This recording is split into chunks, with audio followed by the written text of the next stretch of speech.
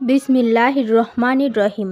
হে সমস্ত জগতবাসী, বিশ্ব আধ্যাত্মিক জ্ঞান সঞ্চার দরবার শরীফ হইতে আমি চাঁদনী চিশতি আমার লক্ষ্য আমার মুর্শিদ কেবলা গাউসুল আজম শামীম আলী চিশতির দরবার হইতে আজকে কিছু তত্ত্বকথা আলোচনা করব।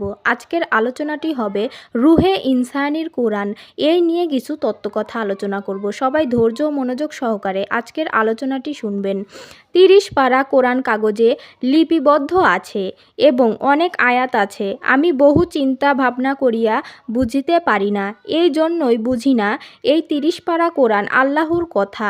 এই কথাগুলো ওহির মাধ্যমে আল্লাহ জিব্রাইলের মাধ্যমে জানানো হইয়াছে। 30 পারা কোরআন খানি বুঝিতে হলে আমার তোমার ভেতরে রুহে ইনসানিকে জাগ্রত করিতে হবে। তাহলে রুহে ইনসানিকে জাগ্রত করিতে হলে কি করিতে হবে? কঠিন প্রেম সাধনাতে লিপ্ত হইতে হবে। যেদিন আমার তোমার রুহে ইনসানিয়ে জাগ্রত হইয়া যাবে, সেই দিন এই 30 পারা কোরআন বুঝতে সক্ষম হইব। রুহে ইনসানিকে যাহারা জাগ্রত করিল তাহারা শুধু 30 পারা কোরআনই বুঝবেন না, নিত্য নতুন কিছু জানার দরকার পড়িলে তাহাও জানিতে পারবে।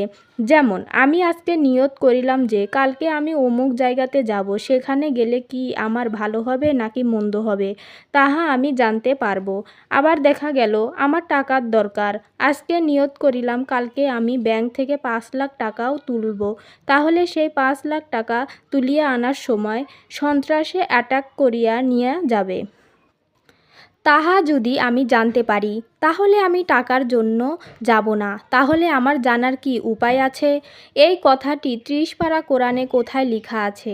আরও বলা আছে যে জন্ম হইতে মৃত্যু পর্যন্ত যা কিছু মানব জীবনে দরকার সমস্ত ফয়সালা কোরআনে দেওয়া আছে। এবং জন্ম হইতে মৃত্যু পর্যন্ত সংসারে টুকিটাকি থেকে শুরু করে সমস্ত কিছুর ফয়সালা আল্লাহ কোরআনে দিয়াছেন। তাহলে অগ্রিম কিছু জানাও তো আমার দরকার। এই অগ্রিম নিত্যের বা প্রতিদিনের খবর প্রতিদিন জানার কি উপায় রেখেছেন আল্লাহ? রুহে ইনসানের কোরআন খানি যিনি জাগাইয়া নিল তিনি আলেম বা জ্ঞানী, আর এই জ্ঞানী হইলেন আল্লাহর সার্টিফিকেট প্রাপ্ত। যাহারা রুহে ইনসানিয়ার সাথে সম্পর্ক করে নিল তাহারাই নিজ নিজ খোদার সাথে সম্পর্ক করে নিল, আর সেই ব্যক্তি সমস্ত কিছু জানার অধিকার রাখেন।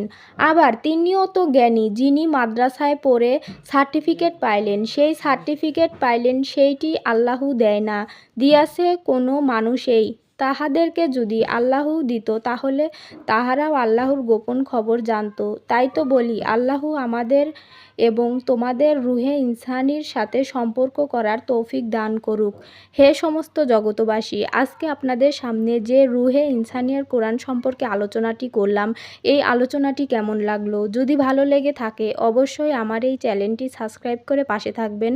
সামনে আরও ভালো ভালো আলোচনা পেয়ে যাবেন। সর্বশেষ সকলের চরণে হাত রাখিয়া একটা কথাই বলতে চাই, আল্লাহ গোপনেরও গোপন। সেই গোপনকে পাইতে হলে অবশ্যই একজন কামেল মুর্শিদের কাছে যাইয়া বায়াত গ্রহণ করুন। বায়াত গ্রহণের মাধ্যমে আল্লাহকে লাভ করুন। সকলেই সুস্থ থাকবেন, ভালো থাকবেন। আল্লাহ হাফেজ।